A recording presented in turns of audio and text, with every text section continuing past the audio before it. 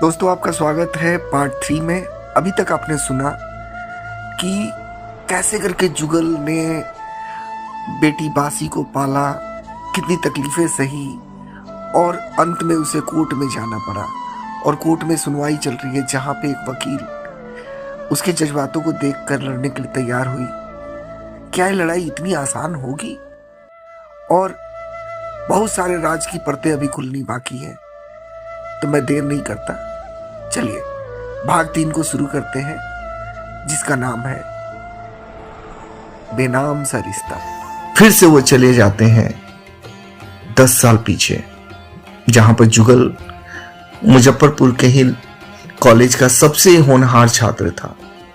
Math में अव्वल और स्वभाव से चंचल।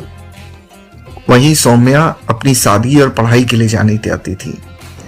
एक दोपहर कॉलेज से लौटते वक्त सौम्या सड़क पार कर रही थी, तभी एक अनियंत्रित ट्रक उसकी ओर तेजी से बढ़ा और सौम्या तो जैसे जम सी गई।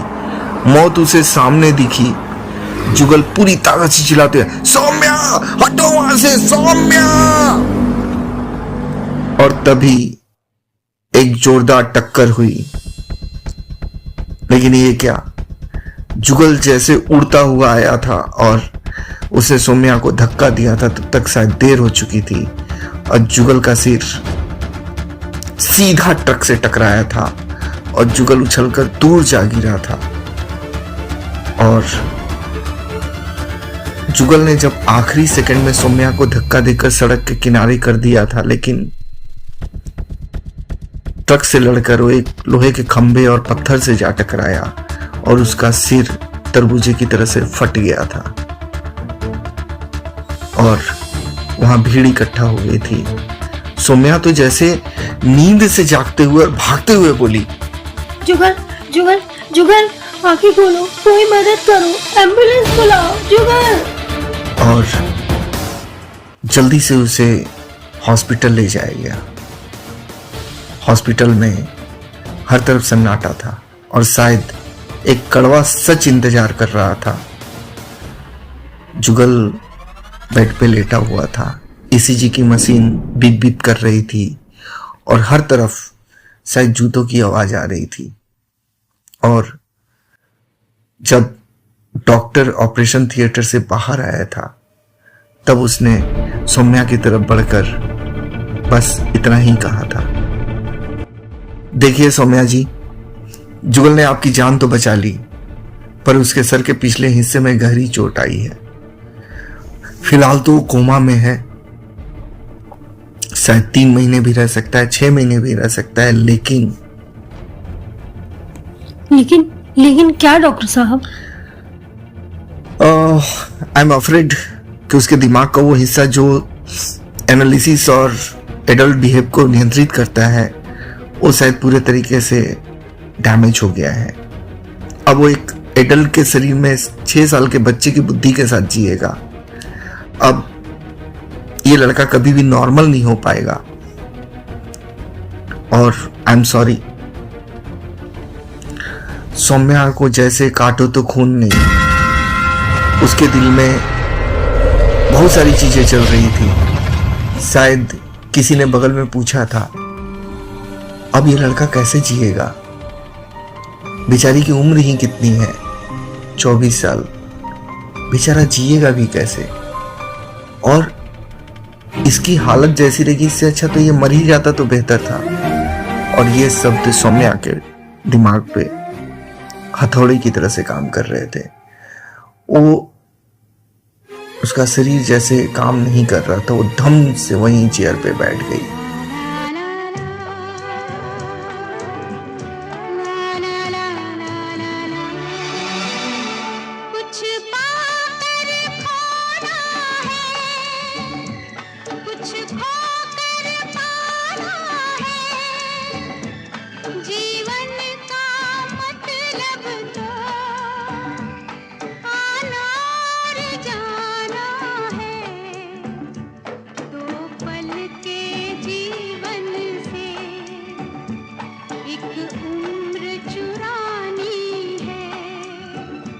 जिंदगी और कुछ भी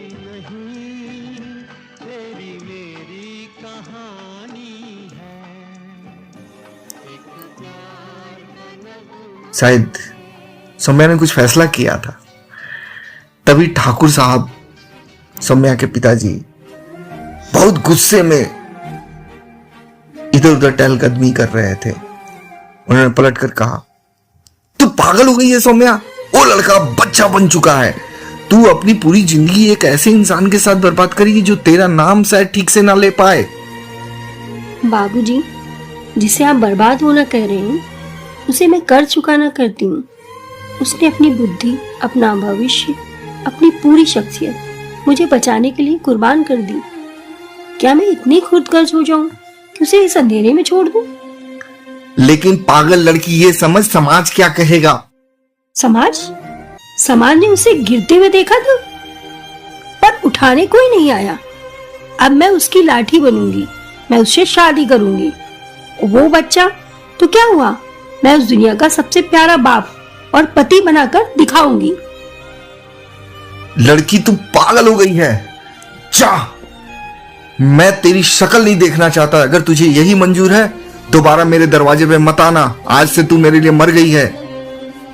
और शायद सौम्या अपना मन बना चुकी थी और वो दरवाजे के बाहर शायद निकल गई थी। भला है बुरा है जैसा भी है, मेरा पति मेरा देवता है। भला है बुरा है जैसा भी है, मेरा पति मेरा देवता है। मेरे देवता को कुछ ना कहो, मेरे देवता को कुछ ना कहो। मेरा देवता तो मेरा देवता है। भला है बुरा है जैसा भी है, मेरा पति मेरा देवता है।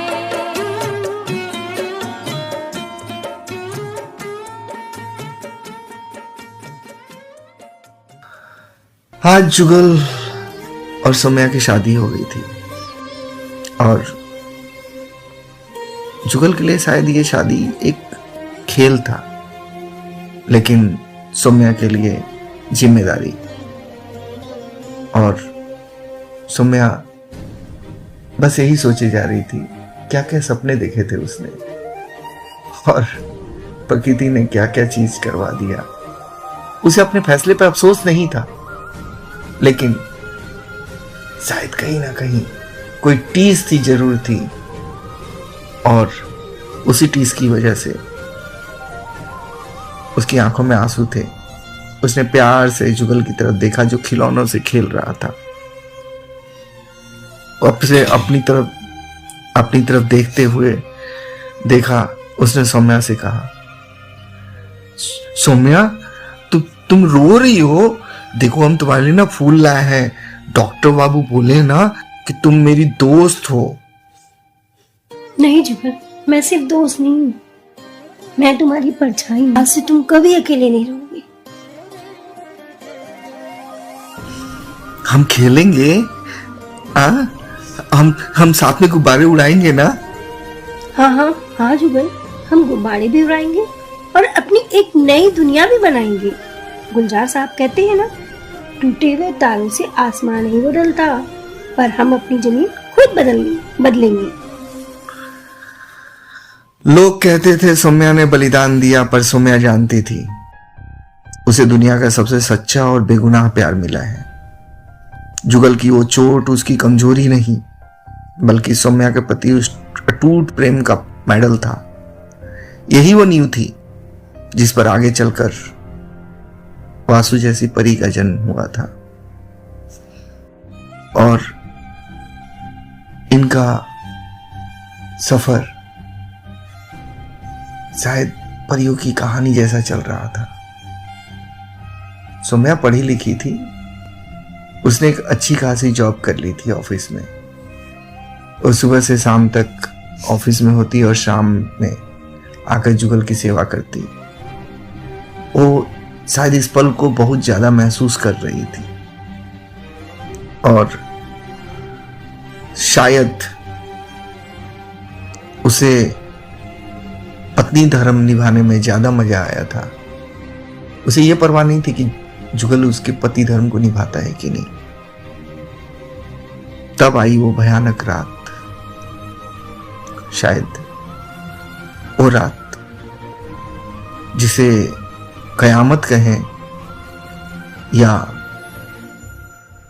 कयामत का फैसला। दोस्तों, यहाँ पे हमारी कहानी का तीसरा पार्ट खत्म होता है। आगे चौथे पार्ट में हम जानेंगे कि क्या हुआ, क्या थी वो कयामत की वो रात और कैसे करके जुगल ने सौम्या को खो दिया और क्या हुआ जुगल का, क्या हुआ वाशु का। और इन सब सवालों के जवाब आपको मिलेगा अगले और आखिरी पार्ट में। तो सुनते रहिए इस कहानी को।